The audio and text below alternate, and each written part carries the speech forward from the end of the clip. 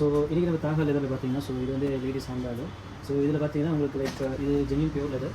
So இதில் open பண்ணிங்கன்னா like இது மெயின் கம்பார்ட்மெண்ட் ஒன்று வரும். ஸோ இது ஓப்பன் பண்ணிங்கன்னா உங்களுக்கு லாங் ஷாட்டோட வரும் இது.